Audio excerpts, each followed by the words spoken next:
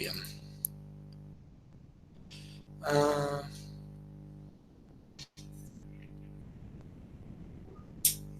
Ay, ¿cómo se presenta esta porquería? Pero yo saludé Ahí primero. arriba dice present, al Sí, lado ahí de lo vi. Jair. Perdón el cual. Ahí va, bueno. Quería saludar porque tenía el micrófono muteado, estaba saludando, pero no me escuchaba. ¿Cómo anda, Fer? Hola, buenas. Hola Fernando, ¿cómo estás? Bueno, la última clase de hoy vamos a hablar un poco de un tema que quedó colgado y que siempre es dudoso, que es cómo funciona el clock y cómo es el manejo, el power management de este micro. Los micros de la familia ABR se caracterizan por, o se venden como micros de bajo consumo, ¿no? que pueden configurarse para consumir realmente muy poco y para aplicaciones que requieran un uso muy extensivo del micro al menor costo de potencia posible. Vamos a empezar hablando un poquito del clock de sistema. Acá vemos, todas las imágenes son sacadas de las hojas de datos, así que cualquier cosa también se pueden remitir a las hojas de datos si les queda alguna duda, pero básicamente ese es el esquema general de la unidad de clock del microcontrolador. Normalmente los microcontroladores y los procesadores también tienen una fuente de entrada de clock y después adentro se separan o multiplexan ese clock para alimentar a los distintos periféricos internos y a la unidad de funcionamiento interno o de control interno. En particular, este micro tiene 4 opciones de entrada de clock, que son las que señalé ahí abajo. No sé si se llega a ver bien los nombres o no, igual después van a tener la presentación, pero una fuente es el clock externo, una entrada que sea no del cristal que como nosotros conocemos, sino directamente una señal encuadrada que sirva de clock. La segunda cajita es el oscilador a cristal que conocemos todos y que está en el Arduino. Después tiene una entrada que permite un oscilador de cristal también, pero de baja frecuencia. Y después tiene el clock interno, que es un circuito RC calibrado. Esas 4 entradas pasan a un multiplexador, que es el que se encarga después de seleccionar cuál es la fuente que va a usar el microcontrolador para usar como clock principal. Por eso tenemos un prescaler que va a permitir dividir ese clock de entrada por varios factores, que después los vamos a ver. Y después eso entra a la unidad que va a terminar separando ese clock a las diferentes unidades internas del micro. Dentro de esas unidades internas del micro está, bueno, todo lo que es timers, entradas, los módulos de entrada y salida, conversor AD, el CPU, la memoria RAM y la memoria flash y la EEPROM. Todos reciben el clock de la unidad principal de control y en definitiva ese clock viene arrastrado desde la entrada que nosotros le ponemos que vamos a usar. Hasta acá todo parece muy sencillo. Microcontroladores y microprocesadores más potentes tienen un esquema mucho más complejo de clock. Este esquema dentro de todo es bastante sencillo. Bueno, ¿cómo seleccionamos qué clock queremos usar en el micro? Para eso nos tenemos que meter con algo que mencionamos muy por arriba en alguna clase anterior, que son los fusibles. Los fusibles son unos registros que se graban del micro, que no se graban, no se pueden grabar por la interfaz USB, sino que hay que grabarlo con la interfaz de In-System Programming que tiene. Eso pasado a la realidad es con un programador externo, que en una época el Lavi lo vendía, digamos, y es en vez de entrar por el USB al micro y grabarlo con la plataforma de Arduino, lo grabaríamos como si lo grabásemos con el micro pelado, ¿no? Que es por una interfaz particular. En el Arduino tienen esa interfaz, hay un header con 8 patas, si no me equivoco, que ahí pueden meter el programador, y con eso van a tener la posibilidad, con eso más el ABRDUD, de grabar los fusibles. Los fusibles tienen 3 registros principales. Particularmente el registro más bajo de esos es el que tiene la configuración del clock. Como ven, en el bit 7, que es el primero de todo, tienen un fusible que va a decir si dividimos o no dividimos el clock de entrada por 8, allá de movida, digamos, independientemente del prescaler interno. Tenemos la posibilidad de sacarle el clock por una pata al micro, si queremos. Tenemos dos fusibles que nos van a permitir regular el ciclo de reset del micro. El ciclo de reset del micro es particular, después vamos a ver un poquito más, pero básicamente lo que se encarga cuando uno hace un power on del micro es mantener el micro reseteado hasta que se estabilice la tensión de entrada. Y una vez que se estabilizó la tensión de entrada, lo mantiene reseteado un tiempito más. Ese tiempo que está reseteado va a depender de la frecuencia de clock. Y con esos dos fusibles, uno va a poder seleccionar cuánto tiempo quiere que el micro esté reseteado cuando uno aprieta el botón de reset o cuando uno prende el micro. Y después hay 4 fusibles más que son los que van a permitir seleccionar la fuente del clock. Ahora vamos a desglosar un poco lo de los fusibles y les voy a mostrar el comando de la ABRDUE que les permite grabarlos. Y acá hay, bueno, sigamos y después les comento. Este cuadro expande los últimos, los bits más bajos de los fusibles del registro bajo. Y acá vemos, digamos, las posibilidades que tenemos. Había una forma de tener un puntero que es esto. ¿Pueden ver el puntero? Sí, sí, se ve. Bárbaro. Bueno, acá tiene una posición que es reservada, que no hace nada. Tiene la posibilidad de poner un clock externo, que como les decía es una señal sintetizada ya encuadrada que puede ir entre 0 y 16 MHz, y para eso tendrían que quemar los fusibles con 000. Tienen el clock interno, que es de 8 MHz, tiene esta configuración. Tienen un RC interno de 128 kHz. Tienen la posibilidad de poner un oscilador de un cristal de baja frecuencia, que normalmente se utiliza esta frecuencia. Eso está relacionado con que se utiliza mucho si necesitamos una medición precisa del tiempo, y este valor está específicamente configurado para eso. Y después tienen lo que es el oscilador a cristal externo, que es como el que ustedes ven en el micro Arduino Uno, que si no me equivoco tiene un cristal de 16 MHz, que es, digamos, un encapsulado plateado chiquitito y alargadito, digamos, medio rectangular.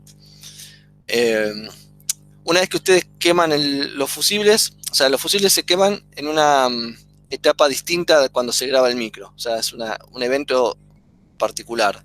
Una vez que graban eso, la próxima vez que reinicien el micro ya va a arrancar con la nueva fuente de clock, y eso puede llegar a ser peligroso si le pifian a los valores de los fusibles.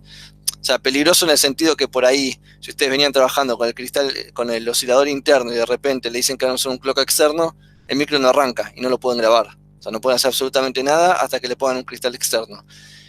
Ni siquiera creo que pueden quemar los fusibles de vuelta hasta que no le pongan un oscilador externo. Con lo cual, siempre hay que tener muchísimo cuidado cuando uno graba los fusibles, porque un error ahí, un bit mal puesto, puede hacer que sea un dolor de cabeza o que requiere una acción distinta para poder volver a ponerlo operativo. Acá vamos a ver un ejemplo de cómo se graban los fusibles. El comando que hay que poner es este de ABRDUE, bueno, -C Arduino, -P el micro, el COM en el que está puesto, el load baud rate, y después con el comando -U se indica que se va a grabar el fusible bajo, el LFUSE, se lo va a grabar con la W, y acá está el valor que se le va a pasar. Una vez que está grabado, después lo que se puede hacer es leerlo con el comando que está acá abajo, y eso le va a decir cómo quedó la configuración de los fusibles. Acá en la próxima filmina va a haber una captura de pantalla. Bueno, acá está nuevamente el comando que le enviamos, y así es como se vería, ¿no? Uno le envía el comando y le dice que los está grabando. Al final le dice fuses OK, o sea que los grabó bien. Y en esta a la derecha vemos cómo quedaría después de que le mandamos el comando de lectura. O sea, le va a decir la signature o sea, la firma del dispositivo para decir qué microcontrolador es, y después el valor de los fuses que tiene grabado. Bueno, esa es la forma de seleccionar cuál es la fuente de clock del micro. Normalmente el Arduino ya viene seteado para usar el cristal externo. Cuando uno compra un microcontrolador, a ver si la filmina que viene, no es la filmina que viene, pero se los adelanto, cuando uno compra un microcontrolador pelado sin el Arduino, normalmente viene configurado con el clock interno y con el divisor de 8 activado. O sea que básicamente van a tener un micro corriendo a 1 MHz. Vamos a ver un par de casos nada más de los osciladores que se le pueden poner al micro. Este en particular es el oscilador a cristal externo. Algo muy interesante para ver es que la frecuencia con la que puede operar de manera segura el micro depende del valor de tensión que le voy a dar, de alimentación. Entonces, el micro con un cristal externo puede funcionar a 16 MHz, pero si yo lo alimento en un rango entre 4,5 y 5,5 volts. Si yo quiero bajar el valor de alimentación, tengo que mantenerme dentro de esta recta, digamos, dentro de esta área, si se quiere, con la frecuencia del micro para poder trabajar de forma segura. Si no, puede haber errores indeterminados en el funcionamiento del microcontrolador.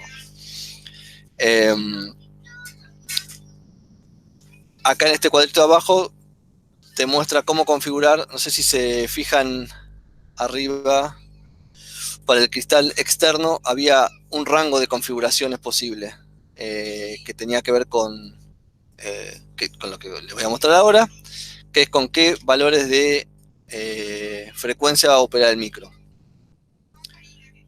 Yo acá no puedo ver, perdón.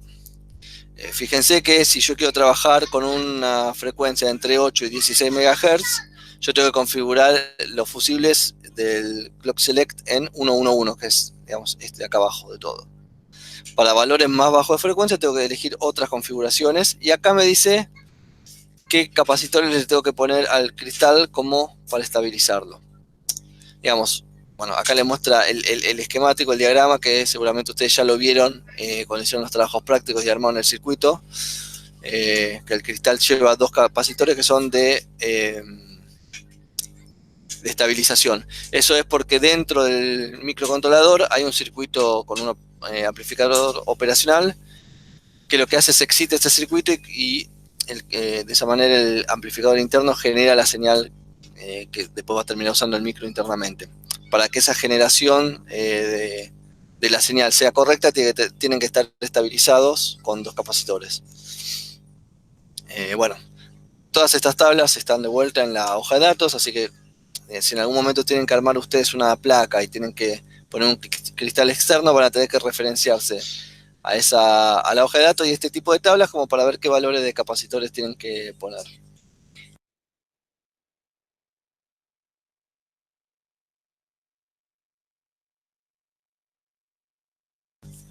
Perdón, sigamos. Esto es lo que le mencionaba anteriormente. Cuando uno compra el microcontrolador pelado, sin el Arduino y sin nada, simplemente para soldar en una placa, el oscilador viene configurado en 8 MHz, para el oscilador externo de 8 MHz, y viene configurado con la división de clock programada, o sea que la frecuencia real que voy a tener es de 1 MHz. Si yo quisiese una frecuencia más alta o quisiese poder utilizar los 8 MHz internos, voy a tener que grabar los fusibles. Los voy a tener que quemar yo a mano. A mano no, con el programador, ¿no? Bien. ¿Hasta acá alguna pregunta? Ok, yo no veo si hacen preguntas por chat, no las veo, así que por favor interrumpan y lo vemos. Bien. Hasta acá las configuraciones que vimos de clock son mediante fusibles. Ahora vamos a ver un poco el prescaler, que era otra de las etapas que tenía una vez que ya seleccionamos la fuente del clock. Ese prescaler me permite dividir la frecuencia del clock por otros factores, que van desde 1 hasta 256. Y para eso hay un registro que es este que está acá, que uno lo puede configurar en tiempo de ejecución. Cuando uno configura el micro, le puede configurar qué prescaler quiere usar. Por defecto, el prescaler viene en 1, o sea que no divide por nada. Bien. Eso en cuanto al clock. Para Eh, ese no hace falta nada, ¿no? O sea, directamente lo codeás y listo. sí, exacto. Está bien. O sea, uno podría cambiarlo on the fly. Después hay que leer un poco en detalle la hoja de datos de ver cuánto tiempo tarda en estabilizarse ese clock. Digamos, porque uno está cambiando la frecuencia de clock, básicamente, ¿no? Ahí debe haber algún transitorio que le debe decir, bueno, por tantos ciclos eh, la frecuencia va a ser incierta, pero eso debe estar bien detallado en la hoja de datos. Vamos a un poco a ver el Power Management. Como le comentaba al principio, este micro, una de las características principales y por lo que es muy usado es porque tiene la posibilidad de bajarle el consumo un montón mientras que esté en funcionamiento. Y lo hace con diferentes estrategias. O sea, no todos los micros permiten eso. Por eso es muy importante, tengan en cuenta cuando uno está trabajando con un sistema que es a batería, que normalmente los microcontroladores, muchos trabajan en sistemas a batería. No sé si uno quiere hacer un dispositivo que adquiere por IoT y por ahí lo tiene en el medio de la nada y sin posibilidad de cargarlo con un... ¿cómo es? Sin posibilidad de tener acceso a la alimentación externa, lo tiene que tener con una batería y va a tratar de consumir lo mínimo posible para que eso no requiera recambio de baterías o recarga por el mayor tiempo posible. Una de las estrategias que tiene el micro para ser de bajo consumo tiene modos de sleep.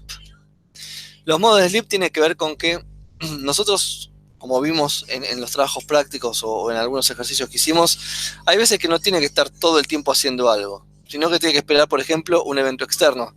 Supónganse que yo quiero adquirir, tengo un dispositivo en el medio del campo que quiero adquirir la temperatura, la humedad y la presión atmosférica una vez por hora para relevar una curva. Yo no necesito que el micro esté todo el tiempo haciendo algo. Simplemente necesito que cada una hora se levante, mida y me lo mande a algún lado. O lo guarde en memoria. Y después el resto de los 59, algo minutos que le quedan de la hora, no tiene que hacer absolutamente nada. Para no desaprovechar energía en eso, lo que permite hacer este micro es mandarlo a lo que se llama modo sleep. Hay diferentes tipos de modo sleep con diferentes profundidades de sueño, si se quiere. Fíjense que esta tabla es muy detallada de qué es lo que hace. O sea, fíjense que puede estar en modo idle, ADC Noise Reduction, Power Down, Power Save, Standby, Extended. En esta parte de la tabla donde dice Active Clock Domains, les va a decir qué clocks mantiene vivos durante ese momento y cuáles son los que apagan. Por ejemplo, todos apagan el clock de la CPU, porque no tiene sentido que esté haciendo fetch de instrucciones, simplemente no tiene que hacer nada. Lo mismo con la flash no va a estar operativa mientras que esté en sleep mode, así que no le da bola. Sin embargo, el modo idle sí mantiene el clock de los input-output, porque por ahí tenemos algún, no sé, un PWM o algo saliendo por ahí y lo necesita. Pero ya los otros modos no lo tienen activo. Lo mismo con el ADC. Lo mismo con... no tengo ni idea qué es.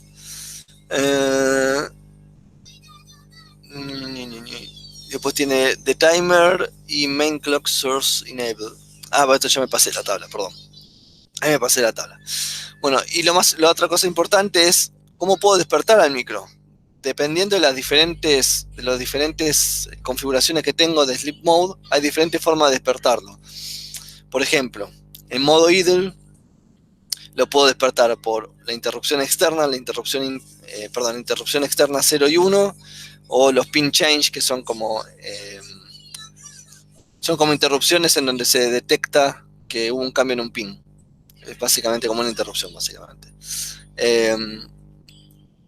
Después puede despertarse por timers, puede despertarse por SPM, EEPROM Ready, porque la EEPROM tarda tiempo en grabarse, no es tan inmediata como es la RAM. Entonces por ahí uno manda un ciclo de grabación a la EEPROM y lo deja ahí y quiere que se despierte el micro de vuelta cuando terminó de grabarse la EEPROM. Lo mismo con el ADC, con el Watchdog, que después vamos a ver qué es. Y este dice Other, este tampoco sé muy bien qué es.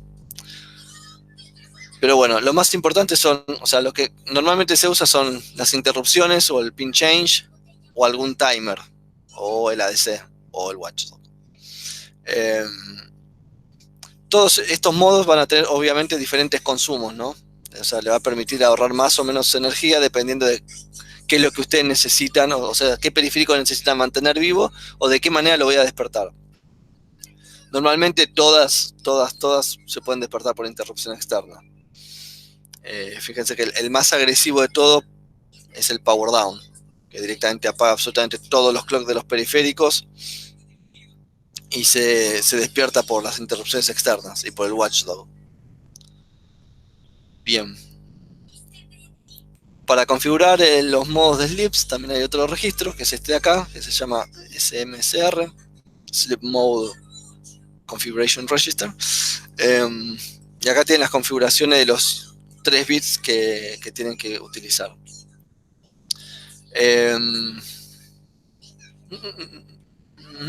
Acá hay un pequeño código que de ejemplo como para inicializar el modo de sleep. Este, si no me equivoco, es un bit de Sleep Enable. Entonces lo que dicen es que antes de configurar el modo sleep deberían habilitar ese flag, ese bit. Y después poniendo el modo que yo quiero en el registro este, o sea, configurando estos 3 de acá, se manda el micro a modo sleep. Una vez que vuelve del sleep, o sea, supónganse que entra una interrupción, el micro va a entrar directamente a la interrupción, o sea, a la memoria local vector de interrupción. Va a hacer lo que tenga que hacer. Cuando encuentre un ret y va a volver a la instrucción que esté debajo del out este, ¿no? De cuando mandaron a dormir al micro. Así que ahí ustedes van a tener que hacer el manejo de qué quieren hacer después. Si quieren volver a dormirlo, si quieren hacer algún otro procesamiento y después volver a dormirlo, o si no quieren que se duerma nunca más. Ya queda la pelota del lado de la persona que está diseñando el firmware. También tiene otra particularidad de este micro que es bastante útil si uno quiere ahorrar energía, es yo puedo ir matando de a uno los periféricos que no estoy usando. Por ejemplo, si yo tuviese un proyecto en el que no uso el conversor AD, yo podría directamente decirle que el conversor AD lo apague, que no consuma. Y apagarlo para el micro significa cortarle el suministro del clock. Básicamente le deja de mandar clock y el conversor AD no está consumiendo en ese momento. Acá hay otro ejemplo de cómo trabajar con este registro. Básicamente lo cargamos en un registro de propósito general y después hacemos una carga del registro este PRR, y en este caso con el valor 0.2 lo que voy a estar haciendo es matando la USART. No voy a tener más USART, pero no va a estar consumiendo por otro lado. Bueno, vamos un poco a analizar lo que son ¿alguna pregunta hasta ahora? Una consulta. En la parte en la que configuras el modo sleep, en tu código, ¿qué sería? Como ese código que pones ahí, por ejemplo, la iniciación del modo sleep. Sí. Tendrás que poner después de configurar las interrupciones y activarlas, por ejemplo, si es que se despierte por interrupción, sí, o va asociado, no sé, a alguna dirección especial de memoria. No, vos tenés que configurar todo el esquema de interrupciones antes, porque si no, una vez que lo dormiste no lo despierta nadie, se va a despertar solamente por el reset. Claro. O sea, vos tenés que tener configurado todo tu esquema de interrupciones. Si querés, lo que puedes hacer es habilitar las interrupciones antes de llamar esta pequeña rutinita y después mandarlo a dormir. Ah, perfecto. Y ahí te vas a quedar esperando a que llegue una interrupción. Joya. Si no haces esto, no lo despierta nadie al micro. Se queda durmiendo por siempre. Bueno.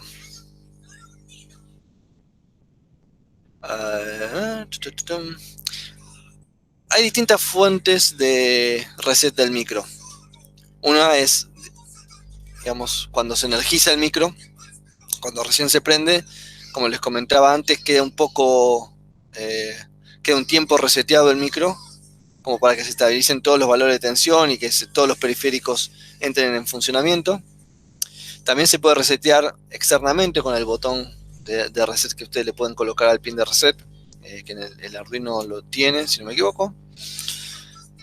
También hay otra fuente de interrupción, que es esta que está acá abajo, que vamos a entrar mínimamente en detalle, que es el Watchdog Timer. Que después vamos a ver, y eso, el Watchdog lo que hace es, o una de las cosas que puede hacer es interrumpir al micro. Esto es casi les diría a nivel anecdótico, ¿no? Para que sepan que hay varias fuentes de interrupción del micro. Esto es lo que les comentaba, del tiempo que el micro se mantiene reseteado hasta llegar a un valor de tensión adecuada y después lo deja reseteado un tiempito más, que es este timeout que está acá. Este timeout que está acá, ahora voy a describir cada una de las señales, pero este timeout que está acá está íntimamente relacionado con esos 2 bits de los fuses, de los fusibles, que yo les decía, que les comentaba que depende de la frecuencia de clock que tengo, hay que configurarlos con algún valor particular. Y una de las cosas que tiene que ver con eso es el tiempo que va a estar reseteado el micro cuando arranca. O sea, básicamente, en la parte de arriba, en este gráfico de acá de estas 4 señales, lo que voy a tener es un power on. O sea, voy a voy a ponerle la tensión, va a haber una tensión de comparación en cual a partir de ahí el micro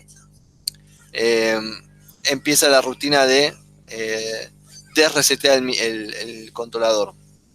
O sea, que se está acá. Fíjense que cuando se empieza a subir la tensión de BCC, también empieza a subir la tensión de reset. Cuando llega a 1 el micro no está reseteado, cuando llega a 0 el micro está reseteado.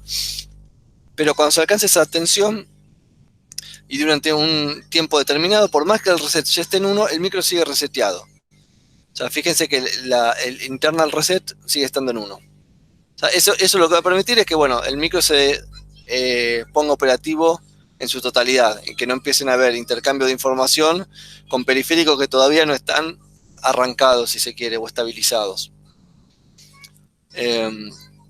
Acá vamos a ver, lo mismo pasa cuando nosotros, no sé, por ejemplo, prendemos el micro y mantenemos el botón apretado de reset. O sea, cuando se alcanza un valor de tensión de entrada que machea con esta tensión de comparación, se va a empezar a resetear el micro, pero como el botón está apretado, va a seguir reseteado hasta que el reset alcance un valor de tensión que está con esta tensión de comparación de reset, y recién ahí empieza a correr este timeout para desresetear el micro. O sea, si fuese el caso de que yo energizo el micro y mantuve apretado el botón de reset, o tengo otro periférico externo que me lo está reseteando a la fuerza al micro, se van a terminar sumando los tiempos de reset, ¿no? El de BCC más el timeout este. Digamos, no es el de BCC, es la diferencia entre el valor en cuando se alcanzó la tensión de comparación y cuando se soltó el reset, digamos, y se macheó la tensión de comparación del reset. Esto es anecdótico. Perdón, por ahí como para aclarar un punto. Sí. Sí, perdón, como para aclarar un poco más lo que Fabricio un poco le está diciendo es, si yo la pata de reset no la manejo externamente, cuando se da la alimentación de BCC, simultáneamente crece en BCC reset y pasado el valor de Vpot o de Vreset, empieza a correr el T-out. Que ese T-out es configurable por si uno necesita que algún periférico externo al microcontrolador demora mucho en inicializarse, tenga tiempo de inicializarse. Por eso fíjense que abajo está la señal de internal reset que establece durante cuánto tiempo el microcontrolador permanece en estado de reset. Lo otro que sucede es, si uno maneja en forma externa la pata de reset, uno BCC cruza por encima de Vpot y el micro entra en operación, por decirlo de alguna manera, pero si reset sigue en 0, hasta que la pata de reset suba hasta VRST, no empieza a correr el tiempo de T-out. Con lo cual, cuando uno controla en forma externa la pata de reset, el tiempo total en el cual el micro está en estado de reset es el tiempo hasta que reset llega a VRST más T-out. Eso nada más quería aclarar.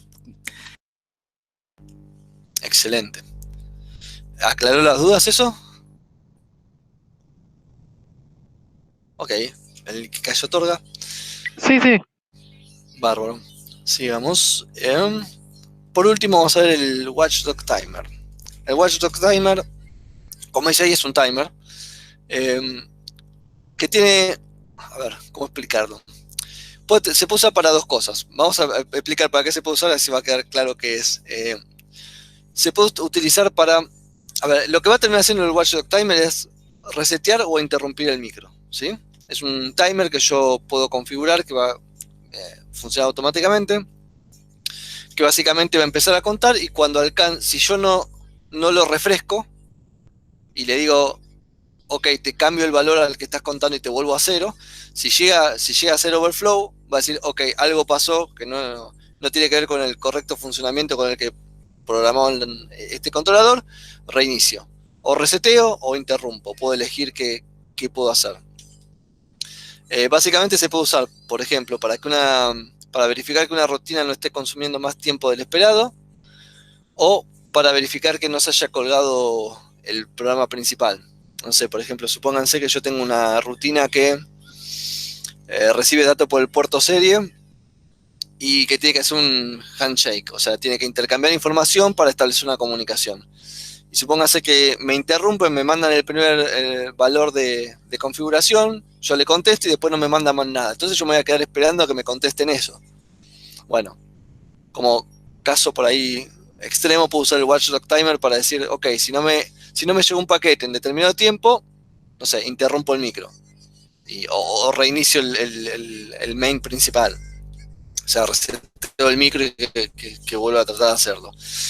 Lo mismo que para el hecho que se haya colgado. Como esto en realidad corre en background, o sea, yo podría tener el programa colgado porque se quedó loopeando en algún lado, pero cuando esto interrumpe, me va a interrumpir por hardware y me lo va a sacar de ese estado. Esto es configurable, también yo puedo configurar si quiero o no quiero tener el Watchdog Timer. Tiene que ver mucho con el diseño del flujo del programa que yo tengo. Internamente el bloque de Watchdog es lo que se ve acá. O sea, vamos a tener un oscilador de 128 kHz interno. Hay un prescaler en cual yo puedo dividir por todos estos valores, que va desde 2K hasta 1024K. Este oscilador de 128 kHz.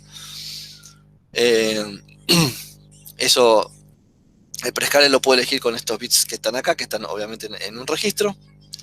Y después tengo otro registro de configuración que están acá que tienen que ver con el enable y con la configuración de si quiero que interrumpa, o si quiero que resetee, o si quiero que primero interrumpa y después resetee. O al revés. Ahora lo vamos a ver. Acá abajo puse la posición en la cual está el watchdog en el vector de interrupción, que es esta, la 000C. O sea, básicamente, si yo quiero que me interrumpa cada vez que hay un overflow de ese watchdog, me va a ir a parar esa dirección y yo ahí tengo que solucionar o tengo que ver qué fue lo que pasó y por qué se reinició. Tengo que tomar una decisión, básicamente. Estos dos registros son los que me permiten configurar el watchdog. En este de acá, yo tengo el flag del watchdog, que es este, watchdog, no me acuerdo, register flag, o reference flag, no sé. Pero este es el flag que se me va a setear si hubo un evento del watchdog. Y después tengo el de configuración, en donde yo acá elijo el prescaler. Y después elijo con estos bits que tengo acá, si quiero que me interrumpa y se resetee, o que solo se resetee. Fíjense, acá están las configuraciones acá arriba con el WT-ON, WDE y WDIE. Y básicamente acá lo que dice es, bueno, si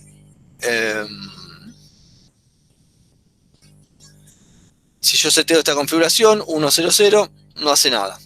O sea, básicamente desactivo el watchdog. Si yo lo pongo en 101, voy a entrar en modo interrupción, o sea, me va a interrumpir. Si yo lo pongo en 110, entro en modo reset, o sea, me va a resetear.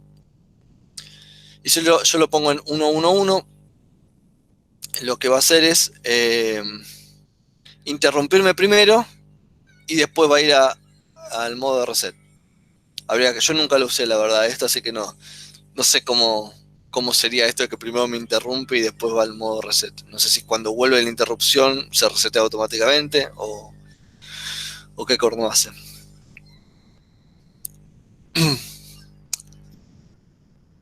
Este W, esto no lo dije, pero este WT on es un fusible.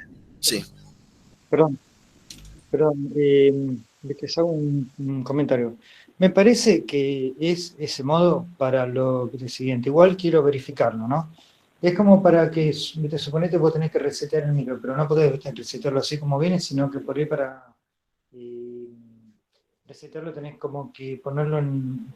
tenés que hacer algo previamente, ¿viste? Entonces, como esa interrupción del watchdog es única, cuando el watchdog se te dispara, haces lo que tenés que hacer y después lo reseteás. Y el reset es un poco, ¿viste? Mejor que hacer, ¿viste? Simplemente un jump a la, ¿viste? Dirección cero, ¿viste? Porque reinicializa todos los registros de una sola vez, ¿viste? ¿Entendés? Entonces es como que primero te interrumpe y si vos no haces nada como para, ¿viste? Evitar los huecos, ya directamente te, ¿viste? Resetea y listo. Creo que es así, quiero, ¿viste? Verificarlo. Lo había visto en algún momento, ¿viste? Se esté viendo así varios documentos, todo, pero quiero, ¿viste? Verificarlo. Sí. Sí, tiene mucho sentido que sea esa el porqué de que exista este modo. Normalmente cuando uno se pone con el watchdog es porque está haciendo una aplicación mucho más grande de lo que hacemos nosotros normalmente en esta materia, ¿no? O sea, algo ya a modo profesional y que necesita ser robusto. Obviamente el problema es que si vuelvo al ejemplo de tener algo en el medio del campo, uno no puede ir a resetearlo a mano. Entonces por ahí utiliza este tipo de métodos para decir, bueno, si pasó una eventualidad por la cual el micro está tardando más de lo que tiene que tardar o no está pasando por donde tiene que pasar como para hacer un checkpoint y decir, ok, sigo vivo, resetealo, no importa, no importa lo que esté haciendo. O sea, creo que ese es el principal uso que puede tener el watchdog. Lo que les estaba diciendo lo que estaba diciendo antes es que este bit de acá está en los fusibles, o sea que los tienen que quemar. Y si lo ponen en 0, el watchdog va a estar activado siempre, no importa la configuración interna que tenga el micro. Con lo cual, nada, tengan cuidado porque si en algún momento configuran esto, se le va a resetear el micro y no van a saber por qué. O sea, porque no están realimentando el watchdog. La manera de que no me realimente el watchdog, de que no me si está activado el watchdog, no me resete el micro, me salte la interrupción, es que yo le refresque el registro de cuenta. O sea, básicamente, no sé, empieza en 0, empieza a contar. Yo cuando hago un checkpoint en mi programa le digo, uy, watchdog, tomá 0 de vuelta. Le vuelvo a poner ese registro 0. Entonces vuelve a empezar a contar. Si yo no le vuelvo a poner 0, no le vuelvo a poner algún valor distinto de FF y eso hace un overflow, me va a resetear o va a tomar o me va a interrumpir. Bueno, acá les dejo un ejemplo de una rutina para apagar el watchdog y de una rutina para cambiar el tiempo del watchdog. Acá fíjense de los tiempos que estamos hablando, ¿no? Set the new prescaler timeout, value 64 ciclos, más o menos cada ciclo, cada cuenta va a ser cada medio segundo. Normalmente es porque puso un clock de 128K y lo podés dividir hasta 1024. Normalmente podemos contar tiempos bastante grandes de watchdog. Y eso es lo que nos permite que esto sea útil, porque obviamente si voy a tener que refrescarlo cada, no sé, 10 milisegundos y no sé si es tan útil. Bueno, creo que eso es todo de la clase de hoy. Era una clase más que nada informativa de un tema que siempre queda colgado. Supongo que en la teórica habrán visto algo también. ¿Les quedó alguna duda de esto?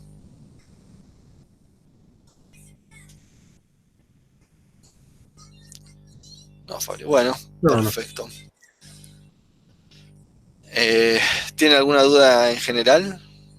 ¿De algún tema que les haya quedado colgado de la materia, de algún TP, de algo que estén haciendo con los TP, si no saben cómo hacerlo, no les encuentran la mano? Yo tengo una duda del TP7. A ver. Dale. La cosa es así, hay una parte donde tuve que hacer una subrutina que haga un delay entre la parte de detección de botones y, bueno, o sea, literalmente sería el loop del main ese que hace la detección de botones y después tiene que hacer un delay para que la transición entre el estado más bajo sería del encendido del LED hasta el más alto no sea muy rápida.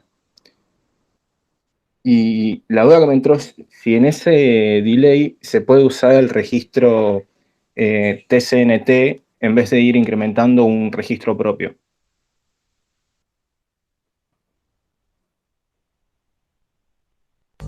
Qué buena pregunta, Mario. ¿Y cómo lo irías incrementando? ¿Lo irías incrementando vos a mano? No. O sea, esperar a que se desborde, porque vos ya lo tenés configurado el timer en modo PWM. Y yo lo que hago con el delay es para poder usarlo al mismo tiempo que lo usa el coso, el PWM, esperar a que se desborde e incrementarlo. O sea, es un poco falopa en el sentido de que nunca vas a saber en qué momento, en qué valor empieza una vez que entras en la subrutina del delay. Funciona, pero pasa eso. Es un poco falopa. Uno, si tuviese que hacer un trabajo profesional, dudo que tome ese camino para hacerlo. Uh-huh. Porque es demasiado rebuscado. Si alguien agarra, o sea, si eso se lo pasas a otra persona para que, digamos, colabore con vos, o porque lo tenés que documentar, es difícil de explicar por qué tomaste esa decisión y no usaste un timer separado para hacer el delay. Y ya. Ok. O sea, convendría en este caso, en vez de hacer eso, usar otro timer para hacer un delay aparte. Sí, yo te lo recomendaría. Listo. Porque estaba viendo, o sea, la única manera que encontré de hacerlo por polling fue esa, porque ya te digo, la transición es muy rápida entre cada detección y apenas apretas el botón o o se enciende totalmente el LED o se apaga. Y no hay manera que sea lenta la transición. Claro. Yo te diría que uses otro timer. Otro timer, joya. Listo, gracias. Agradezco. De nada.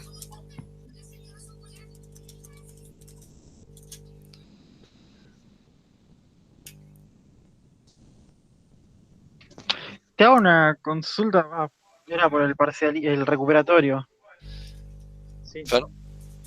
Sí, estoy acá. Justo estaba, whatsappeando eso. Sí, sí. No, era para saber cómo me había ido en el recu. Bien, y aprobaste. Hay algunas correcciones. Ahora como estamos grabando, no quiero comentarlas, pero si querés después lo vemos personalmente. Para que veas las correcciones, todo. Si querés, escribime ya un mail, yo te paso mi número de teléfono y hacemos una pequeña charla o WhatsApp o algo como para que veas las correcciones que te hice, que más que nada son comentarios, ¿no? Y hay algunas cosas que no es que están mal, sino que me parece como que por ahí te complicaste o demuestran como que no tenés algunos conceptos un poco claros, entonces quiero comentártelos. Dale, gracias. Y gracias, Santi, también por felicitarme. Y les hago una consulta más, o sea, lo estuve leyendo, pero todavía no toqué nada. Del TP8 que dice que para el Arduino hay que cambiar algo. O sea, el tema de la conexión. ¿A qué se refiere exactamente?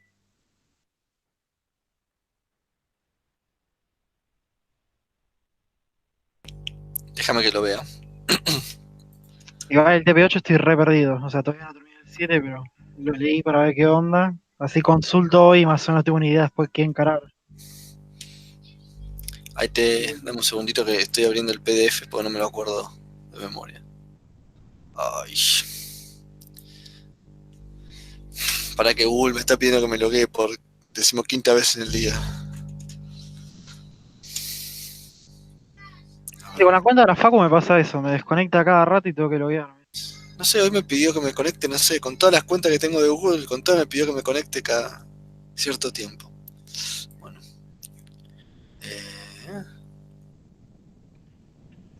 Perdón, Fer, ¿te mando un mail entonces? Sí, mandame un mail Dale. que te respondo con mi número de teléfono. Es el de Fuga, ¿no? ¿Tu mail? No, es FPUCCI, o sea, de Fernando Pucci, fpucci, Sí. @gmail.com. Ah, está bien. Dale. Además, si me escribís y ahora te lo respondo ya mismo. TP8 puerto serie. El objetivo de este puerto es establecer la comunicación bidireccional serie entre un microcontrolador AVR y una computadora de escritorio. Ok, ya de por sí van a necesitar hardware para esto, ¿no? Porque tienen que comunicarlo con la compu.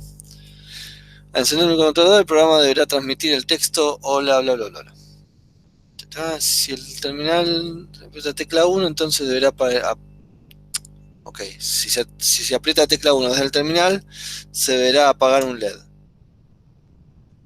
Sugerencia: revisar la tabla ASCII, considerar el agregado de un delay para poder abrir el terminal serie. A ver.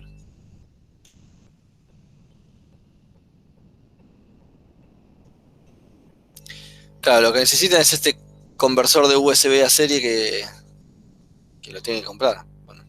Claro, yo lo entendí ahí que decía que para Arduino 1 como que estaba en la placa. A ver.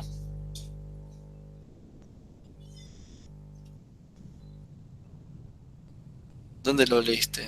Justo abajo del dibujito del USB ese rojo. Ajá, en caso de utilizar un Arduino 1 Nano, la funcionalidad de convertir a UNC ya está disponible, dado que se utiliza el mismo hardware para el puerto serie y para programar. En dicho caso, no se necesita comprar el terminal, solo se debe adecuar el circuito de arriba para que funcione con dicho controlador. Ok, ¿cuál circuito de arriba?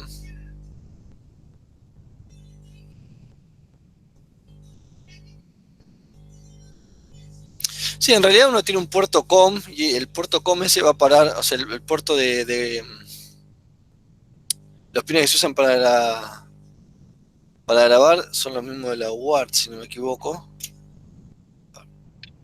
Claro, pero acá lo que tengo que hacer es poner, o sea, tengo que tener un... ¿Cómo le digo que prenda el LED? O sea, por computadora. Tengo que tener un programa abierto, eso es lo que no me cierra. Está bien, ok. No, el terminal normalmente hay algunos que son bidireccionales. Vos podés recibir información en la computadora o enviar información.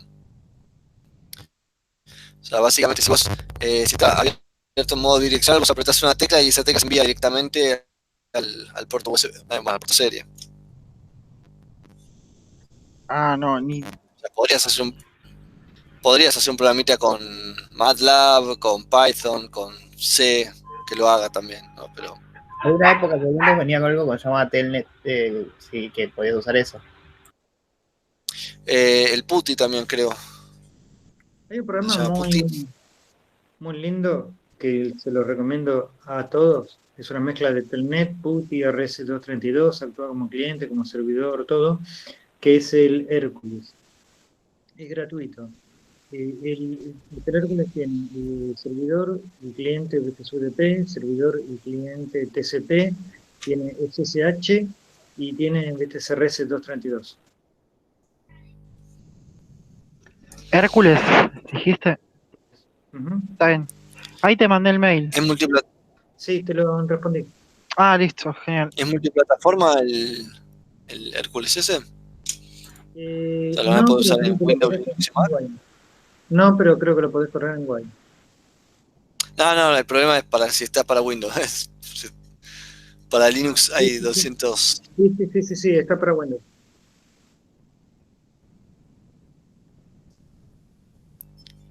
Bueno, estoy tratando de ver el esquemático de Arduino 1.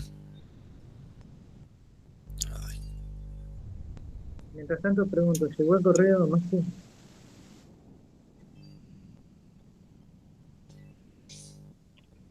Sí, ahí me llegó. Perfecto. Si alguien también quiere alguna de esta consulta, perdón, no quiero dejarlo acá en este video que esté grabado, pero ya dejé el correo y no hay ningún problema, pero si alguien quiere el correo, Se te va la voz, Fer. Yo no te termino de escuchar. no, digo, el correo ya lo pasé, de hecho quedó grabado. Si alguien más quiere mi número de teléfono por algún causa, alguna consulta o algo, con el correo.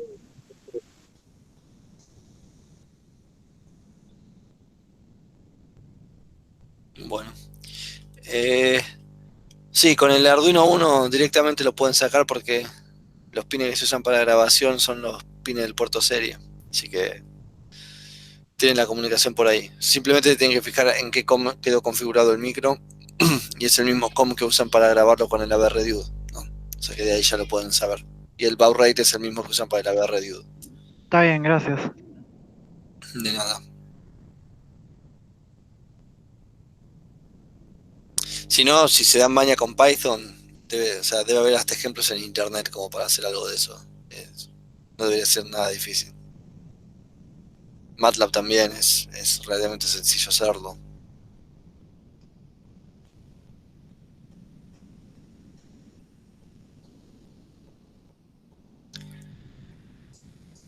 Bien. Creo que el mismo IDE de Arduino tiene uno. El IDE de Arduino tiene uno, también es verdad. Tiene una consola serie. No me acuerdo si es bidireccional, pero... Creo que sí. Está buena para loguear esa, pero creo que sí. Sí, para loguear es un clásico, pero sí, es bidireccional. Perfecto. Entonces ahí más fácil la tienen todavía.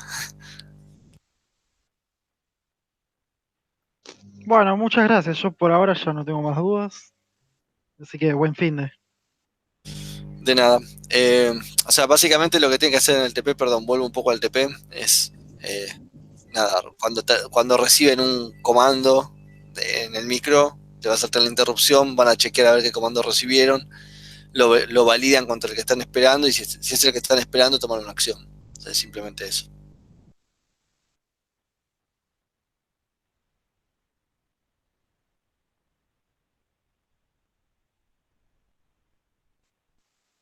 Dale, genial.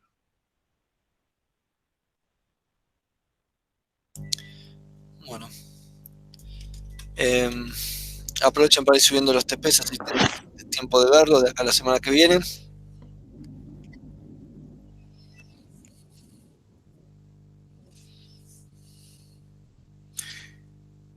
Tengan en cuenta que Guillermo en el Classroom subió el protocolo para rendir finales. Si alguno, digamos, piensa rendir finales, fíjense que hay unas ciertas pautas a seguir.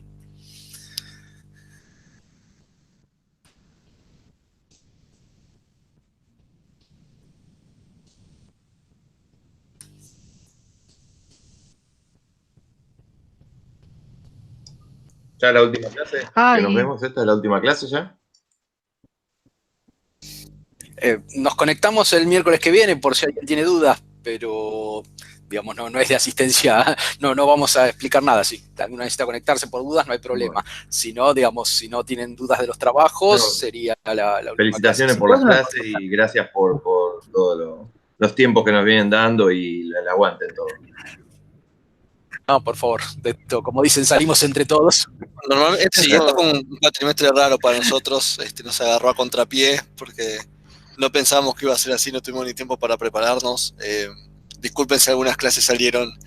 No, salieron todas perfectas. Si les quedan varias dudas, la verdad que es difícil. Sí. Todos bárbaros. Sí, no, lo que decía aparte, por ahí ya supongo que tanto Fabricio como Fernando también lo deben sentir y a nivel personal la ausencia de Ricardo se siente. Era una referencia importante para todos nosotros. Sí. Esperamos haber estado a la de las circunstancias. Sí, lo estuvieron, sí. Muy bien, la verdad que perfecto. Bueno, gracias. José María, Felicidades. A todos. Gracias. Éxitos con los trabajos y los finales. Si no los vemos, éxitos. ¿Cómo, Fernando? ¿Puedo hacer una consulta? Perdón, antes de... No se escuchó, Fernando. Terminan Fernando y José y dale. Decía, creo que tenías que recuperar, creo que habías dejado en el recuperatorio, ¿no? Sí, yo tengo que recuperar, sí. La fecha, no sé si la sabéis. Dijo Fabricio al comenzar la clase que iba a ser el viernes. Ah, bárbaro, perfecto, sí. 10 puntos. No este viernes, sino el de la otra semana, el 21. El 21, sí. Gracias. Perdón, sí, ¿puedo hacer una consulta? Sí, dale. ¿Hay que tener los 8 trabajos prácticos aprobados? ¿Sí? ¿No había alguno que se podía desaprobar? ¿No era... ¿Tenía que tener los 8? No, sí, lo que no lo que podías hacer era, como inicialmente no iba a haber parcial, íbamos a ser exigentes con la fecha de entrega. Como después parcial, no exigimos las fechas de entrega que están en el cronograma. Pero sí, tenés que tener los 8 trabajos prácticos hechos para aprobar la cursada.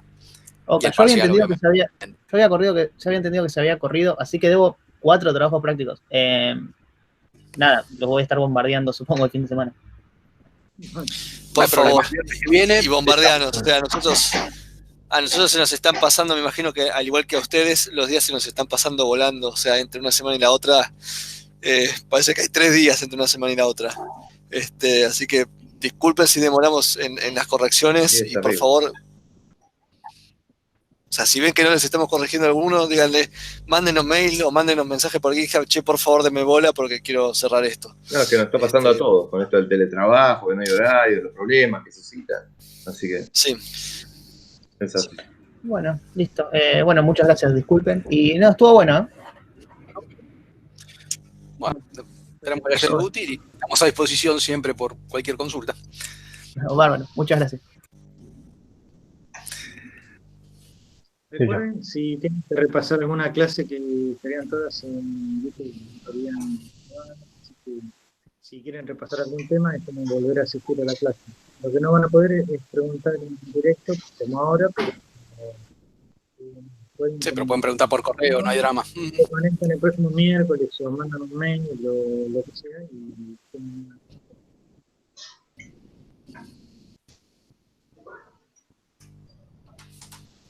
Chao, muchas gracias. Chao, Cristian. Listo.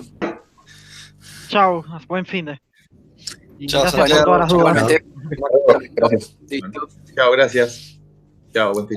Nos vemos entonces. Saludito.